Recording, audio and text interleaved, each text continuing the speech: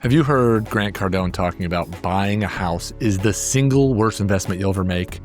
Or have you heard other people talking about how paying cash for a house is stupid, or how the market's going to crash in 2025 or in 2024 or in 2023 or in 2022 or even next year in 2026? We've been hearing these things over and over and over. And you know what? Here's my opinion on this, and I think Grant Cardone is absolutely wrong. And part of why he's wrong is this, is that the reason he doesn't want you to buy a house is this guy's whole business is built on buying multifamily buildings that need lots of renters to live in those particular properties. And like I'm telling people all the time, buying residential real estate or the primary residence you live in is not a get-rich-quick scheme or scam.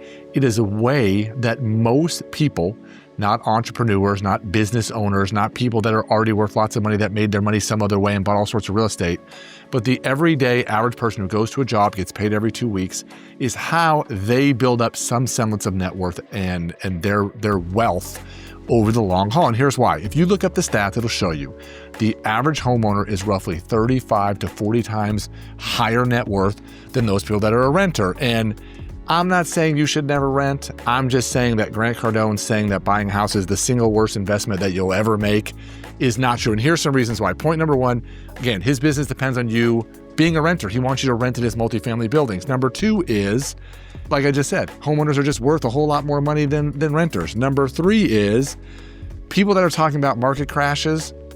This is not 2008. I was a real estate agent in 2008, and there are no subprime loans. There are no tons of people with small amounts of equity. The numbers are like pushing 40% of people own their home free and clear, and another 40+% have rates under 4 and 5%. So there's lots of people that are in great economic positions on their house that they're not going to get foreclosed on.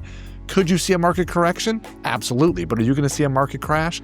No freaking way. And the last one is, owning a home creates stability. It creates forced wealth for yourself. There are certain times in your life where renting does make sense, but the part they never talk about with rents can go up.